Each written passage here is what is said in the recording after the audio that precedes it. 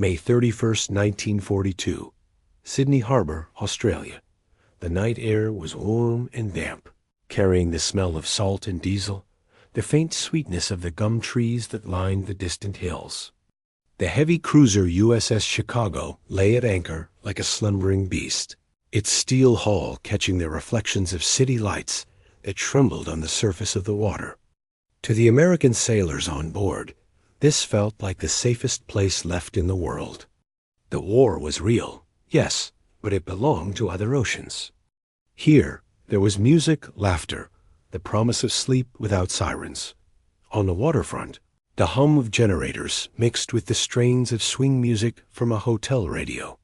The brass notes floated over the harbor, merging with the slow thud of engines and the murmur of waves. Sailors smoked in silence, staring toward the skyline where Sydney's lights glittered like a necklace scattered across the horizon. The distant clatter of trams echoed faintly over the hills. Somewhere, a woman laughed. To the men of the Pacific Fleet, it was the sound of a world untouched by war. 6 months had passed since Pearl Harbor, 6 months of shock, loss, and long nights at sea. Yet here, the Pacific seemed gentle again. The Chicago's decks smelled of paint and oil, the ship freshly overhauled after months of battle readiness. Crates of supplies were stacked neatly beside the gun turrets. The crew moved with the easy rhythm of routine rather than tension. Shore leave rotated in quiet order.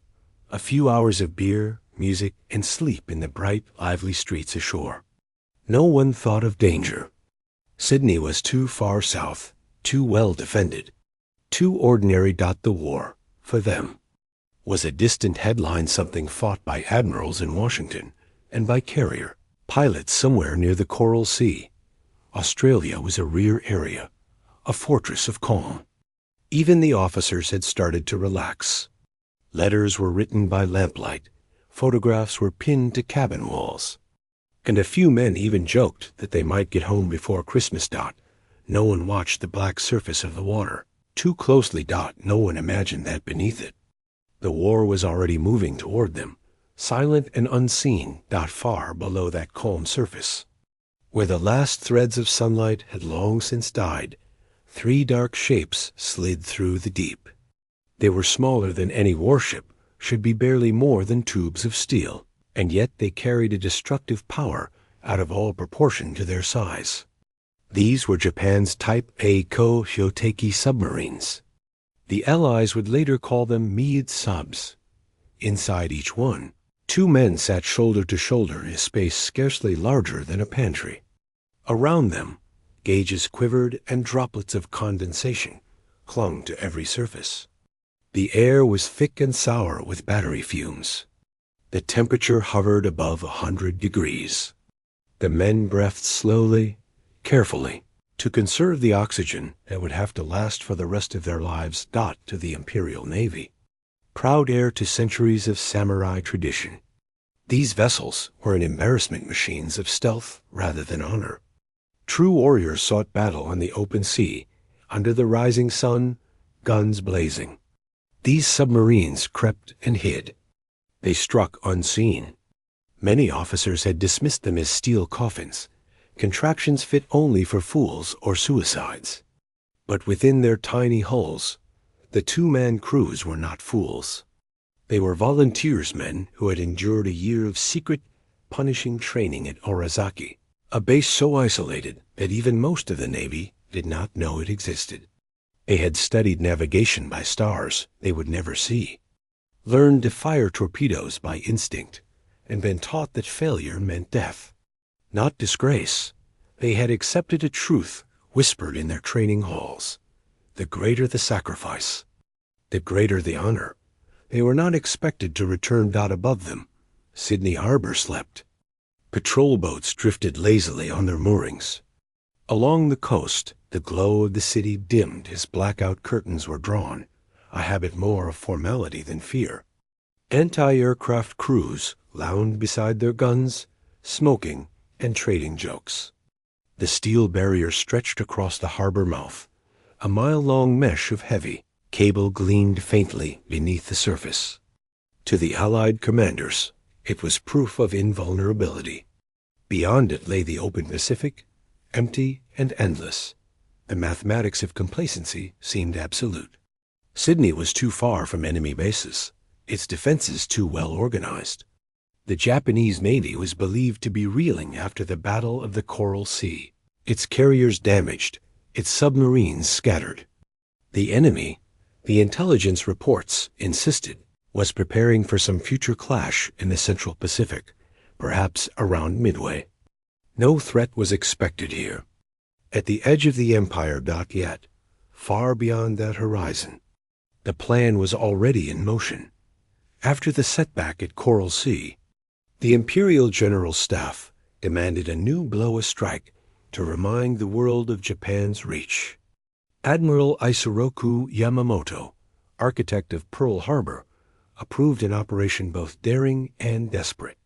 5 long-range I-class submarines, I-22, I-24, I-27, I-28, and I-29, would travel 4,000 miles across the ocean. Each carried one of the tiny ko-hyōteki, bolted to its deck like a parasite to a whale. Once near Australia, 3 of these larger subs would release their charges for a single one-way attack on Sydney Harbor. It was an idea born of contradiction, a nation famed for its colossal warships, sending forth its smallest. But desperation can make even madness seem logical. For weeks, the 5 giants moved silently through the Pacific.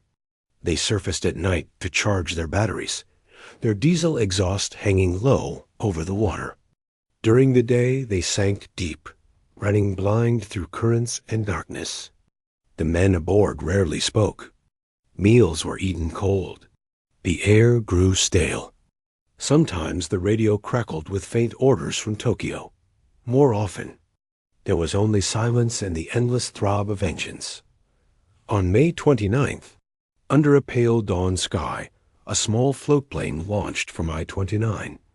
Its pilot, Warrant Officer Susumu Ito, skimmed the waves until the coastline of Australia rose ahead blue hills, white beaches, and the glitter of a great city by the sea. From the air, Sydney looked peaceful, almost defenseless. The harbor, vast and curving like a horseshoe, was filled with ships, the American cruiser Chicago, the Australian HMAS Canberra, destroyers, minesweepers, oilers, ferryboats. Ito's heart quickened. He banked the plane, scribbled coordinates, and radioed a single electrifying message back to the fleet. The harbor is full. That report sealed the fate of the night to come. The following evening, May 31st, the submarines reached their stations. The sea was calm, the stars sharp and cold. Below decks, crews prepared the mead subs. Bolts were loosened, electrical lines detached. The men inside adjusted their headsets, checked their gyroscopes, and whispered final words to their commanders through the narrow speaking tubes. There were no speeches, no salutes, only quiet nods. They all knew what this meant. At 5:20 p.m., the first ko-hyōteki slid into the darkening water. Moments later, another followed, then a third. Each vanished almost immediately, swallowed by the waves. Inside their tiny hulls, the pilots set their compasses and trimmed their ballast. The electric motors hummed to life, and the submarines began their 7-mile journey toward the mouth of Sydney Harbor. The sea pressed against the steel like a living thing. The instruments flickered dimly in the greenish light. Sweat rolled down the men's faces and into their eyes.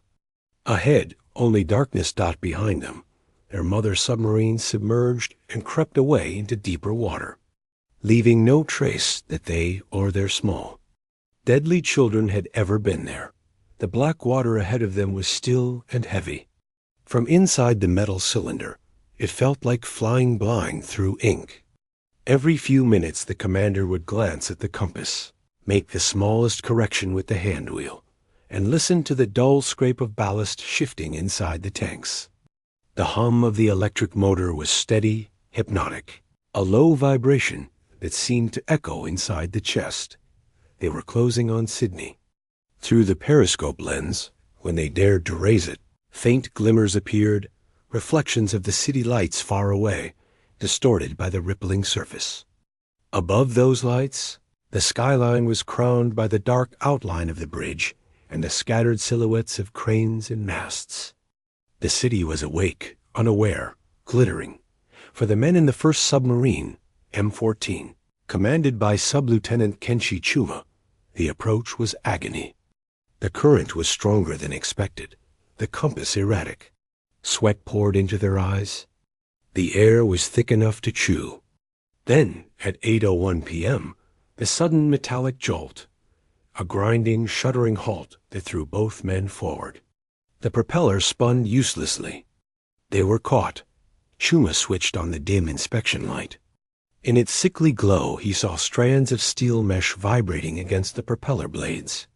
They had run straight into the outer ring of the harbor's anti-submarine net.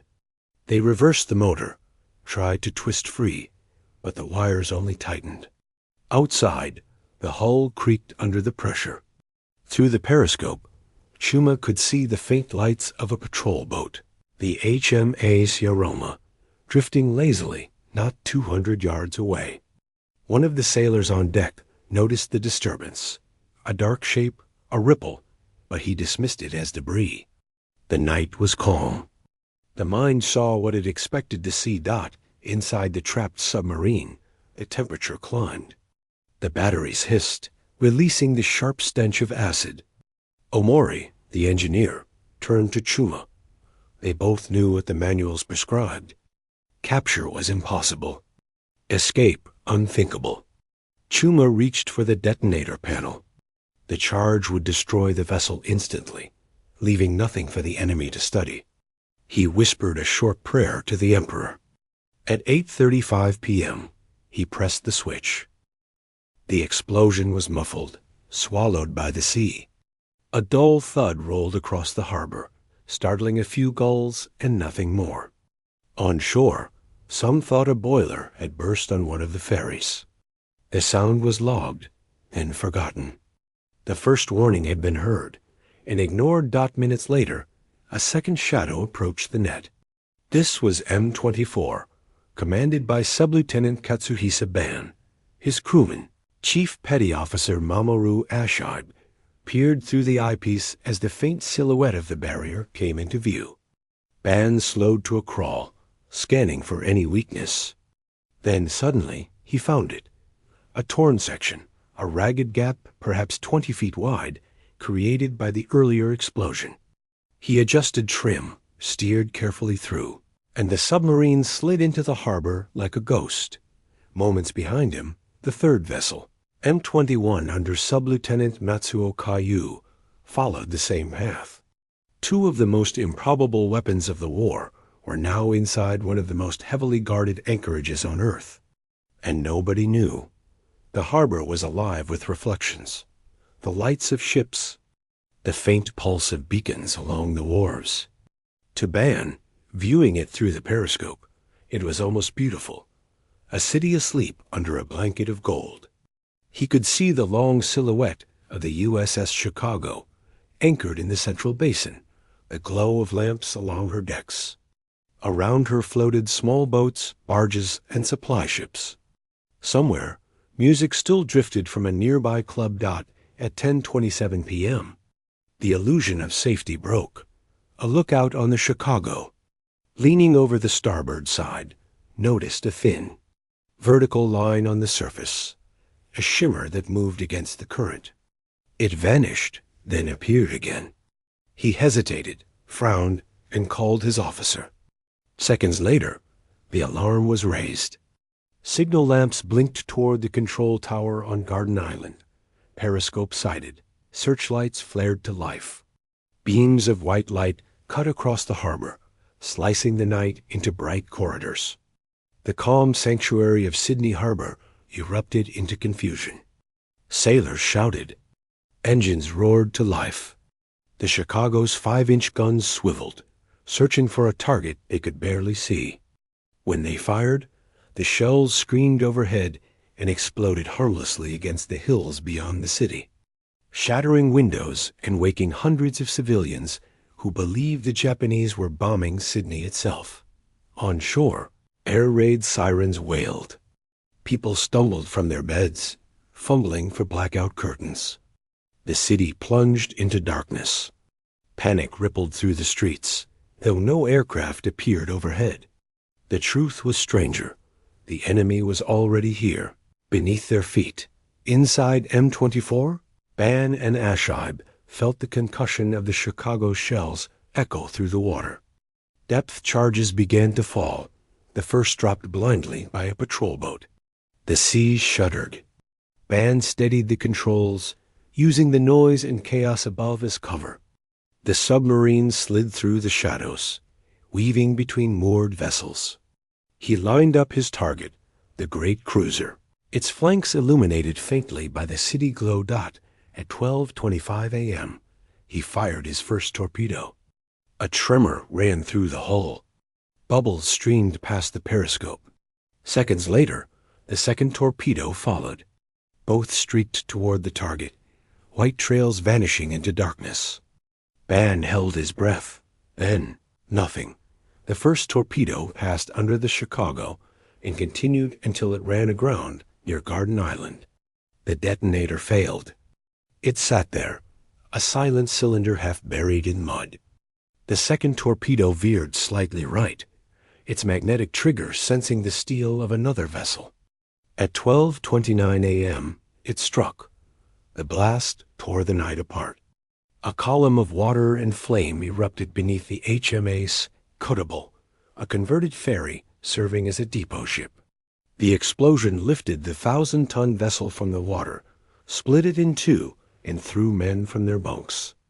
Within minutes, it sank, taking 21 sailors with it, 19 Australians and 2 Britons.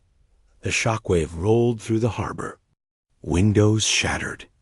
Alarms rang again. On the Chicago, men ducked instinctively, expecting another hit. But the Meade sub had already slipped away. Ban knew the odds of escape were zero, yet he kept steering, heading north toward the outer channels, batteries nearly exhausted. All through the harbor, patrol boats swarmed like hornets. HMAS Yandra and HMAS Seamist swept the waters with sonar, dropping depth charges wherever they thought the enemy might be. The explosions churned the sea into froth, sending geysers of water 50 feet high. For 2 hours, the hunters searched, but in the confusion of echoes and false contacts, nothing was certain. In a narrow bay called Taylor's Bay, one of the searchlights finally caught a glimmer, a ripple where no boat should be. Sea mist turned sharply and dropped another string of depth charges. The water heaved, then boiled. When the smoke cleared, pieces of debris floated to the surface.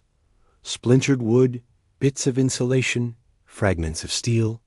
The crew cheered, thinking they had finished the intruder by dawn. The harbor was calm again, but no one slept. Fires still burned on the shore. Ambulances ferried the wounded. Divers descended into the wreck of the Kōttabul, bringing up bodies wrapped in canvas. The first daylight revealed what no one had wanted to believe. The war had come to Sydney. News spread through the city like fire. Crowds gathered along the docks to watch the shattered remains of the ferry being towed ashore. Mothers held children by the hand. Sailors stood silently, hats in hand. The government issued bulletins urging calm, but the sense of violation ran deep. Australia had believed itself untouchable. Now its greatest harbor had been struck by 3 machines smaller than city buses.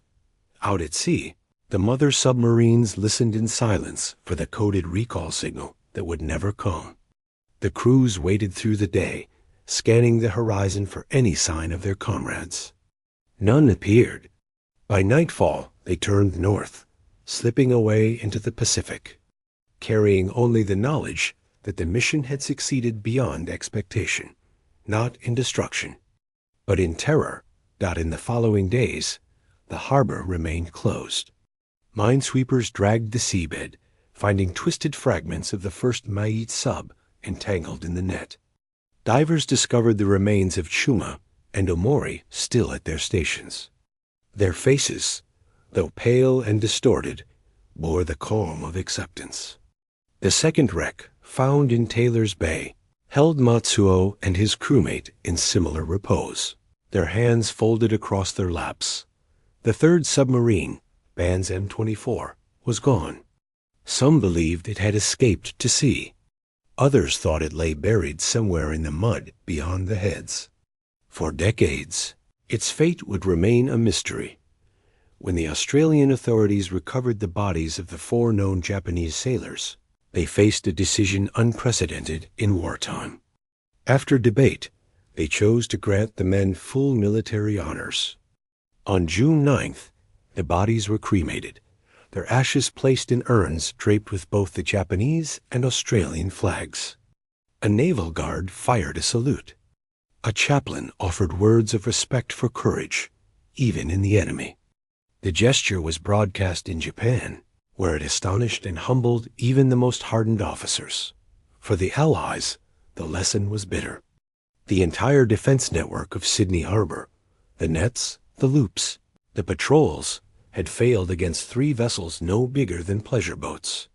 In the days that followed, harbors from San Francisco to Cape Town reviewed their own defenses, reinforcing nets, doubling patrols, installing new sonar systems. The era of complacency was over. Japan had lost 6 men and 3 unreliable machines. The Allies had lost 21 lives, a ship, and something less tangible but far more valuable, the belief that distance equaled safety. From that night on, every unexplained ripple, every flicker of light on the sea carried a question: what if they're here again? By sunrise, a thin mist drifted above the harbor. It caught the smell of oil and burned paint and carried it over the rooftops of Sydney. Tugs moved slowly through the gray water, their engines thudding like distant drums. On the decks of the USS Chicago and the Australian destroyers, sailors leaned over the rails, staring at the floating wreckage, pieces of timber, torn canvas hammocks, letters, shoes. A single life preserver marked Kuttabul in fading paint. Divers worked for hours in silence. Each time they surfaced, another stretcher followed. Some of the men pulled from the water still looked asleep, their faces calm, their hands still clutching blankets from their bunks. 21 names were recorded by noon. The news spread faster than any official announcement could contain it. People filled the wharves. Others climbed rooftops for a glimpse of the shattered ferry. The shock that ran through the crowd was not only for the dead, it was the shattering of a belief. Australia had been a rear line, a sanctuary. Now it was a target. Prime Minister John Curtin was awakened before dawn. Within hours, he addressed the nation by radio. His voice, low and deliberate, carried through every kitchen and every shop. The enemy has brought the war to our own waters. He urged calm, but his words admitted what no one had dared to say aloud. The myth of distance had been broken. Military patrols sealed the harbor. Every civilian vessel was ordered to remain docked. Fishing was banned. Ferries were halted. The net across the heads was raised, inspected, reinforced. Sonar operators trained through the night, dropping practice charges until their ears rang. Every harbor in the country followed suit. Melbourne, Fremantle, Brisbane, each convinced it might be next. For the Japanese, the mission was already legend. The surviving I-class submarines sent brief, coded messages to headquarters. Mission completed. Explosion observed. Enemy fleet attacked. In Tokyo, the announcement was met with restrained satisfaction. The Navy's press bureau prepared bulletins for the newspapers, describing a daring raid deep into enemy waters, a moral blow to the Allied fleet. The 6 men who had gone were listed as heroes, their names read on national radio. They became part of the growing mythology of sacrifice. an early echo of the word that would later haunt the Pacific. Kamikaze dot at sea. The mother submarines turned north toward Truk and Quailine, moving through storms that tore at their decks. Their commanders said little. They knew none of the smaller craft would return. Yet there was a grim pride among them. They had done what no fleet in history had attempted. They had struck at the heart of a continent thought untouchable. In Sydney, the investigation began the next morning. Engineers examined the torn net, the broken floats, the gaps through which the intruders had slipped. They traced the track of the torpedoes across the harbor floor. Near Garden Island, they found the first dead torpedo, its nose buried in mud. The magnetic detonator had failed to arm properly, a stroke of luck that had spared the Chicago. The weapon was lifted carefully onto a barge, studied, photographed, dismantled. Its construction astonished the analysts. Compact, precise, efficient. These were not toys. They were instruments of war built with obsessive craftsmanship. The wreck of 14, the first submarine, was recovered a few days later. Divers found it still tangled in the net, its hull cracked open by the scuttling charge. Inside were the bodies of Chuma Kenshi and Omori Takeshi. The men were seated at their posts, uniforms soaked with oil, faces peaceful. Their watches had stopped at the exact moment of the explosion.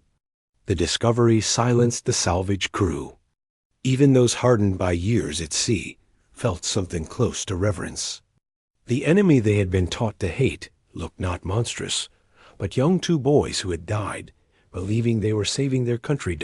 In Taylor's Bay, searchers located the second wreck, M21, lying upright on the seabed. It had been crushed by depth charges, but remained remarkably intact. The two men inside, Matsuo Kayu and Suzuku Masao, were still strapped into their seats. The instruments showed that they had been alive for several hours after the blast that sank the Kuttabul, trapped and running out of air. They had likely scuttled the submarine themselves rather than surfaced to be captured.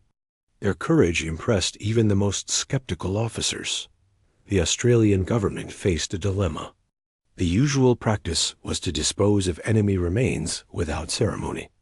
But the Navy, led by Rear Admiral Gerard Muirhead Gould, argued otherwise. They fought bravely, he told reporters. They carried out their orders to the end. On June 9, 1942, the 4 recovered Japanese sailors were given a funeral with full military honors. 16 Australian sailors served as pallbearers. The coffins, draped in both flags, were lowered into graves at Eastern Suburbs Cemetery, while a Royal Australian Navy band played a slow hymn. A firing party gave 3 volleys. Reporters noted that many of the onlookers, some of them relatives of the dead from the Kuttabul, stood silently with tears in their eyes. In Japan, news of the ceremony caused astonishment.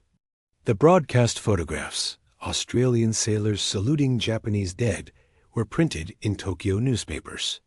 Admiral Yamamoto reportedly remarked, "If only our enemies honor us so, we must prove ourselves worthy of such respect." The propaganda ministry quickly adopted the story, portraying it as evidence of the respect Japan's warriors commanded even from their foes. The search for M24 continued for weeks. Sonar sweeps found nothing. Some believed it had escaped to sea. Others thought it lay hidden beyond the harbor heads. The mystery lingered for decades. Only in 2006 would divers finally locate the wreck, buried beneath sand and silt 12 miles north of the harbor entrance. Inside were the remains of Ban Katsuhisa and Ashide Mamaru, still side by side, their control levers untouched. A letter from Ban's fiancée was found in a watertight tube near his seat. It had never been read. Back in 1942, the immediate consequences of the raid were immense. Within a month, the Australian government ordered a comprehensive reorganization of coastal defense. Radar stations multiplied along the eastern seaboard. Observation posts were built on every headland.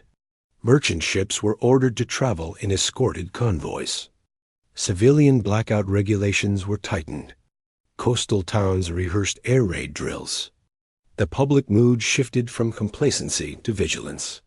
Rumors of spies, saboteurs, and fifth colonists swept the country. For the first time, Australians truly felt the war closing around them. The attack also reshaped Allied naval thinking. Until then, most planners had dismissed small submersibles as curiosities. After Sydney, that attitude changed. The U.S. Navy began new studies on harbor defense, underwater detection, and anti-submarine nets. British and American engineers analyzed the captured components of the Japanese craft, noting their advanced gyro controls and torpedo mechanisms. In quiet briefings, officers admitted that their previous arrogance had been misplaced. "We prepared for lions," one report read, "but it was mice that bit us." For Japan, the moral effect was fleeting. Newspapers hailed the 6 submariners as the 9 war gods, including the reconnaissance airmen and another pair lost in a parallel raid on Diego Suarez, Madagascar, a few days earlier. Posters bore their faces. Schoolchildren recited their names. Yet inside the Navy, opinions were divided. Some officers still dismissed the meat subs as a waste of lives. Others saw them as a symbol of the spiritual strength Japan claimed to embody. The seeds of the later special attack units, the kamikaze, the Kaiden human torpedoes lay here, in the exaltation of men who died inside tiny, fragile machines dotting the months that followed. Sydney rebuilt. The Kuttabul's wreck was raised, its broken hull dismantled at Garden Island. The name lived on. A new shore establishment of the Royal Australian Navy was christened HMAS Kuttabul in memory of the lost ship and crew. Families received letters, medals, and the government's standard condolence. He died in the service of his country. Yet among those who had survived the attack, the sense of vulnerability never faded. The sound of a foghorn or the sight of a periscope buoy would make hearts race for years. For historians, the raid on Sydney became a parable of underestimation. Every report, every inquiry, traced the same chain of failure. Sensors not monitored, nets not fully closed, patrols distracted, commanders certain that nothing could happen. The defense had been perfect against the wrong enemy. The lesson would echo across every ocean of the war. No fortress is impregnable when imagination fails. And still, somewhere in the deeper meaning of that night, there was more than strategy or error. There was the strange kinship of men at sea, the recognition that courage can live in any uniform. The Australians who buried their enemies understood it. The Japanese families who received the urns understood it too. In that brief moment, before the war descended into the total fury of the Pacific campaigns, both sides glimpsed something human. The war moved on. Midway came days later, shattering Japan's carrier fleet. Guadalcanal followed, then the long attrition that would grind across the Pacific for 3 more years. But in Sydney, people remembered the night when the sea itself seemed to rise up and whisper that distance was an illusion. The mathematics of fear had replaced the mathematics of complacency. And from that night forward, every harbor slept with one eye open.